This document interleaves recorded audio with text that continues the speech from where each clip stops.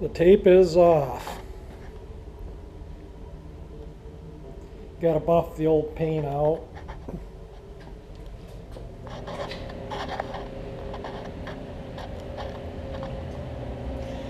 The fuel line is leaking. I hadn't replaced the fuel line between the tank and the pump, so I'm going to do that. I had put seal all on it to stop it from leaking. I bought the line, just hadn't changed it yet. But before I take the car off the jack stands, I'll replace the fuel line between the tank and the pump.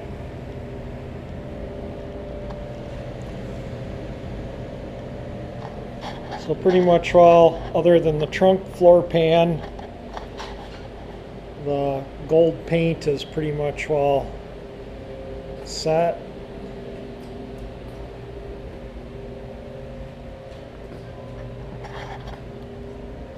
I did paint. A little harder to open the hood with one arm when the car's jacked up, but I did paint this edge.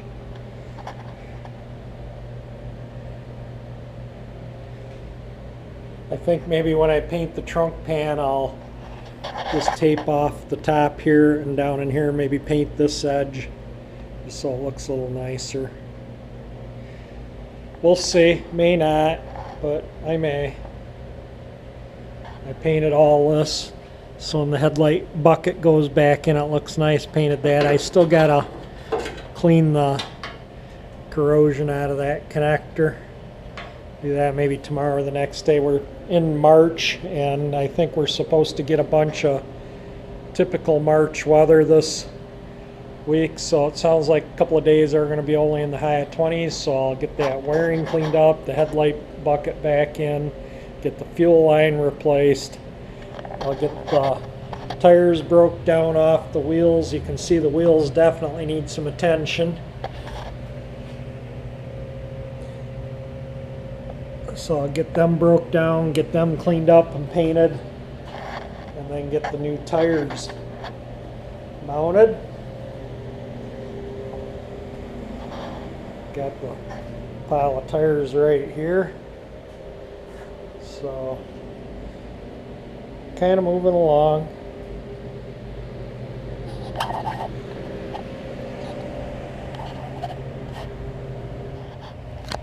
This is the original fuel line right here.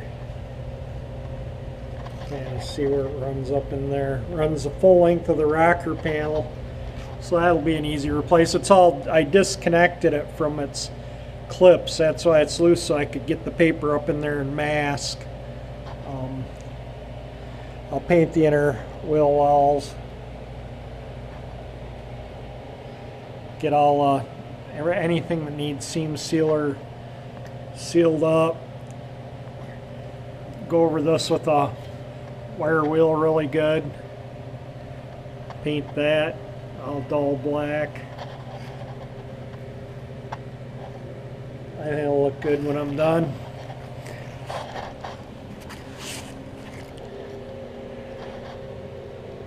That's where I welded up the trunk on the undercarriage side. I'll paint all that up. So we're moving. You can see the door jamb to body came out pretty good. This is still all the original paint up in there, and when I masked it so it wouldn't get overspray on any of that stuff. I don't like it when you see overspray on weather stripping or bumpers or any of that, so I just mask it all off. Same in the door jamb. You know, I don't like seeing overspray into the door jambs. So I just again masked it off. I was having a little bit of problems with fish eyes on the top of the fender. I don't know if it was an oil residue or something from working on the engine. I did use a wax and grease remover on it. I might give the top of the fender a light 6 or 1200 sanding and buff it when I buff the rest of the car. And if it doesn't, the little marks, fisheye marks don't come out. You can see one like, I don't know if it shows up in the camera, but you can see one right there, and a couple one right there. So if I can't get it to look decent, I can mask it, and you leave the tape out so you don't get a sharp edge, and just sand and reshoot the top of the fender if I need to. That's no big deal. And if I do have to reshoot the top of the fender, I'll for sure paint this lip edge at the same time. I go to all the work of masking everything off.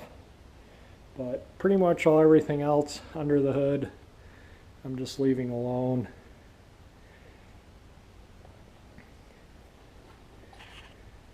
It'll still be, that's the original paint on the engine. And I think I'm just going to leave it that way. The firewall's kind of, so that heater plenum's got surface rust on it. I'm not going to take it out. If I had to take it out to do something with the heater core, I'd probably repaint it, but it's fine. It gives the car that originality look. So it's really looking good.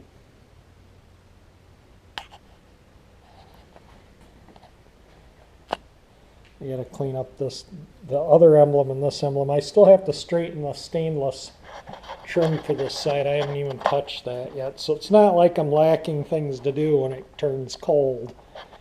Turns cold, I'll have plenty of things to do. I just wanted to get I was to the paint step, and I wanted to get the paint on the car while I had good weather to do it. We've been getting a really bad windstorm, and I don't know if that shows up or not, but a huge tree behind us came down, took the primary lines, all the power lines down. The lines are hanging down up over there. So I hope they get out here before things start arcing. I don't want to see the garage burn down. So yeah, we're out of power. One leg of our power was out, so I got the generator out and running. When we bought this house, they had electrical issues, so I had when I had them replace the panel, I had them put in a generator transfer switch. So I'm not back feeding into anything. That's a actual proper transfer switch down in the basement for the whole house and garage. But yeah, well, the garage, everything in here is being run on the generator right now. I got some stuff to clean those up. I'm gonna go with black on the wheels. I stopped while I was at my dad's up in Romeo and got a quart of black acrylic enamel. Yeah, I think I'm not going to put the extra load on the generator and work out here with all the lights on and stuff. So I'm just going to hang out and watch the utility companies and everything. But we've been getting horrific winds here. We went out with breakfast with some friends today, and on the way back we drove up to, I guess it would be like 23 Mile and Shaner area, and saw several buildings without roofs, garbage cans everywhere, multiple trees down, traffic signals down, power was out everywhere. When that tree came down next door, it shook the whole house. I came out to see what was going on, and when I went back in the house, I noticed half the house had power and half didn't. So I went downstairs and was looking at the breakers, and my neighbor called and told me what had happened, that tree came down. So it must have taken one of the primaries, and the other's still up providing power. So I get through the storm. Maybe tomorrow I'll take the wheels down and get the tires broke down so I can start cleaning them up to paint them. I might check a couple places just to sandblast them, see what they charge to sandblast them. And but we're gonna go with black wheels, and I think as far as the seat upholstery goes, right now I'm just gonna do the front seat. I do want to try and keep the car mostly original. The back seat's pretty good, and I can save the stuff. You know, it's $900 worth of stuff almost to do the seats, so I'll save the stuff for the back seat. You know, I just don't want to start going hog crazy. You know, twice as much labor to do both seats as one. So I'm just going to do the front for now. May change my mind and do the back, but for now we'll just do the front and we'll see how it looks. If it looks bad, I'll pop the back out and have the back done. But I really do want to try and just keep the car as original as I can. And you know, you'll notice the difference. Even after I buff this out, there will probably be a little noticeable difference in the finishes, but it'll look okay. It'll look fine. I'm not into car shows. Going to car shows, the judges can usually tell long stories about the people that win because they know them, they're personal friends. It's just car shows, too much politics and too much who knows who's to who wins what. It's never about the cars. It's always about, you know, who knows who. I don't know if it shows up or not, but the telephone pole behind the garage that the power lines are going to for the house is broken and swinging back and forth in the wind too. So not only did that tree, which is just over there a little bit, come down and take the lines down, it broke our telephone pole too. Lovely.